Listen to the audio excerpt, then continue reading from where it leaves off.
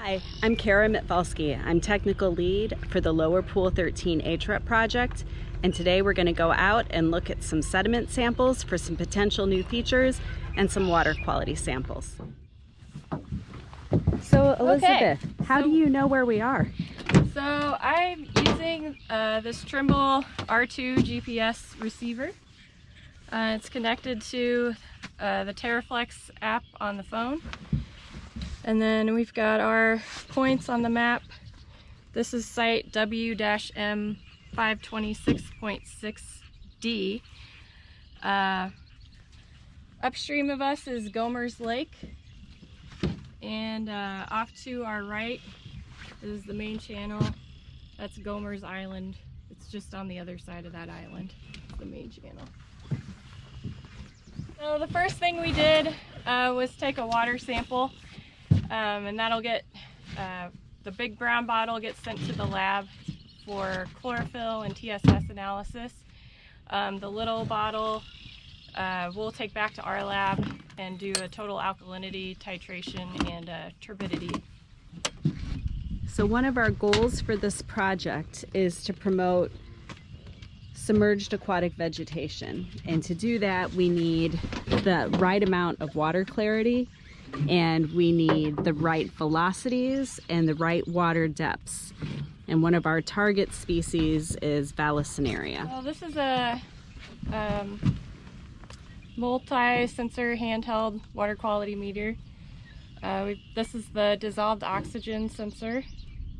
This is the pH sensor. This is a turbidity sensor.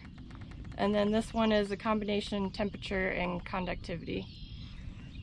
Carl's got our velocity meter, so we'll just do a point velocity measurement with that as well. There's aquatic vegetation here. I guess flow would be coming from that way. Yep. Somewhere. Yep.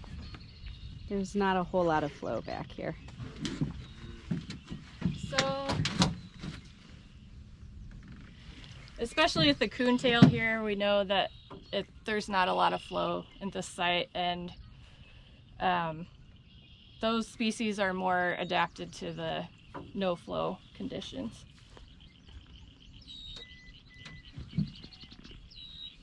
So Elizabeth, how long do you have to keep those sensors in? So if you want to come down here, you can look at what the readings are. So I've got the sensors set so that they're just below the surface. First, waiting for the temperature to stabilize. And then in the conductivity reading. Right now nothing's really changing too much. Then I look for the pH and dissolved oxygen to stabilize before I record those readings. The last one I'll look at is turbidity, which is really low here. Really clear water back here.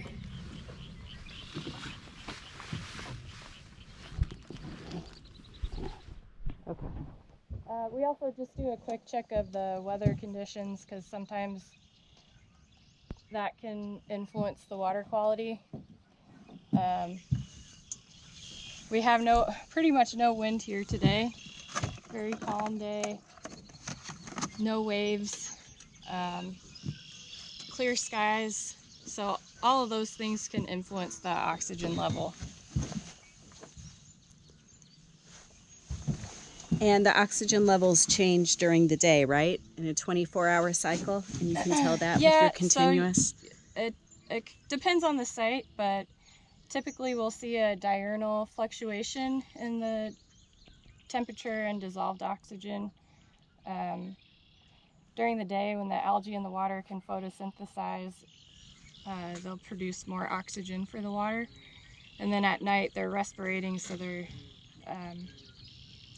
using... Yeah, so this is a Secchi Disk, and it's designed so that you'll have high visibility of the disc as it goes down in the water column.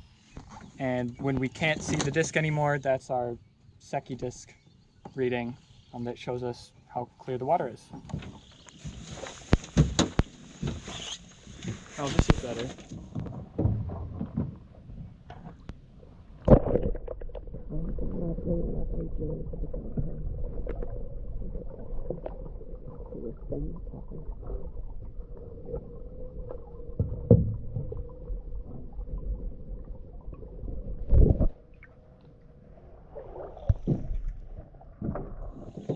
Kara, I'm also taking some readings below the surface.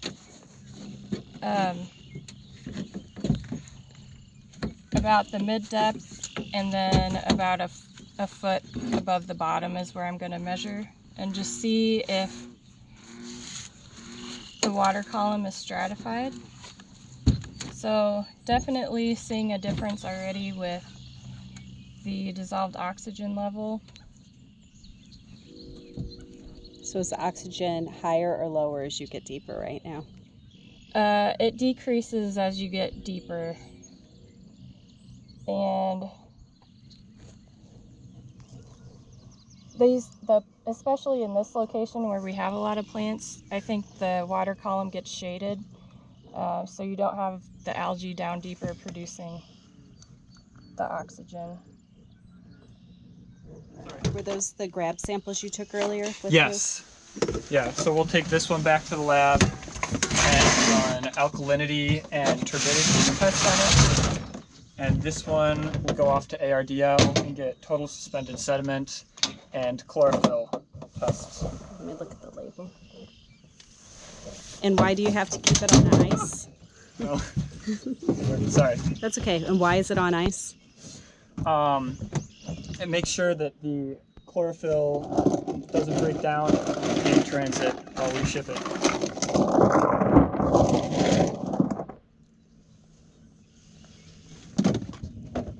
The dissolved oxygen at the surface was about 6 milligrams per liter. In the middle, it was about 3.7, and now at the bottom, it's about 2.1.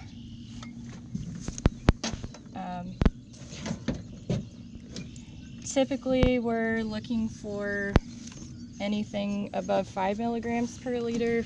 That's the aquatic life standard. A little bit of the sediment inside the entrance to Gomer's Lake. It looks pretty muddy and not too sandy. Yeah, there's a little bit, maybe a little bit, but there's definitely some clay, silts and clays.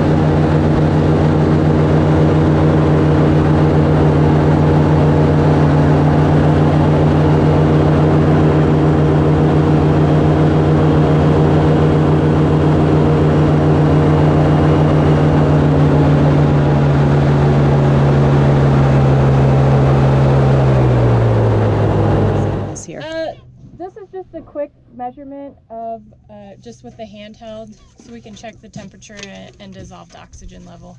Perfect. I saw that. Yeah. So did you see we crossed over a little bit of Vallisneria? Yes, we did. And so now we're kind of in the middle part of the pool on the Illinois side of the main channel. Pelican Island is right up there. And downstream of Pelican Island, on our way here, we went through a little patch of Vallisneria. And there are a lot of pelicans over there. I wonder why they call it Pelican Island. So we're going to leave the sonde in the water at this site, but we're doing measurements that will be able to verify what the sonde is reading. And this is our radio that picks up the signal that's on the transmitter that's attached with the sonde. And we're right next to it because we can hear it beeping. So we know it's here. Explain what a sonde is. A sonde is very similar to the handheld that I showed you before. It's got the same sensors, they're just a little bit more durable for remaining in the water for a long period of time. So it also has an internal data logger. It'll be logging readings every 15 minutes. Can you see it? I know we saw it for a minute, but are we over it right now? I think we're right on. Oh, actually, it's right there. Oh, perfect. Right off the front corner. If you want Sorry, to see it. am I getting in your way? All right, so you can see it a little bit right here, but we'll try to go underwater a little bit too.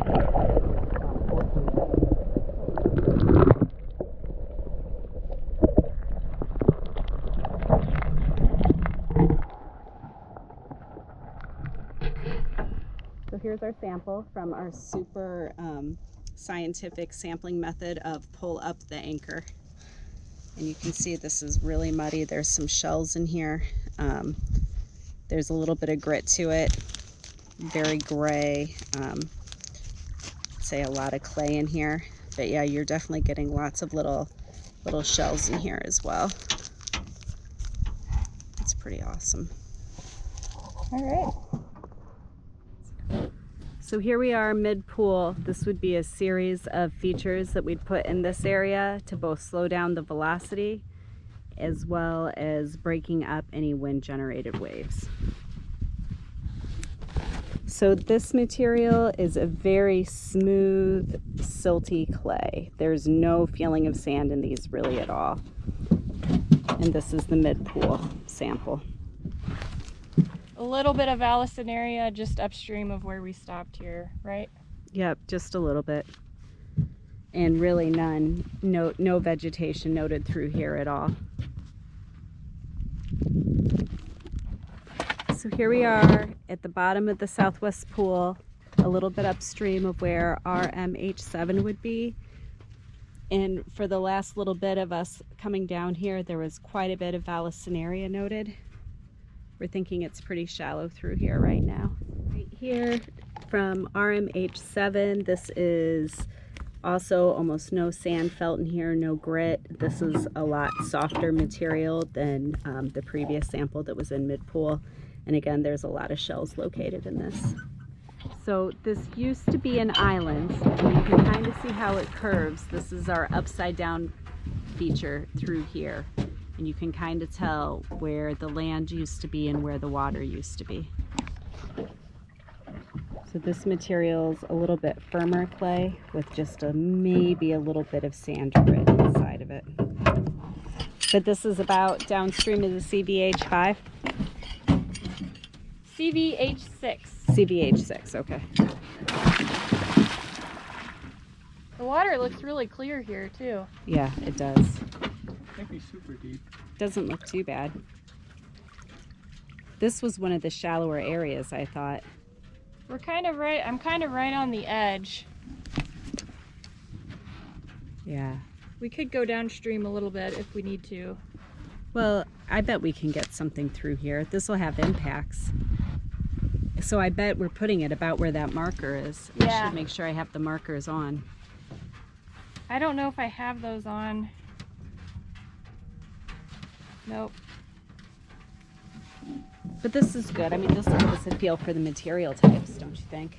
Yeah. Okay.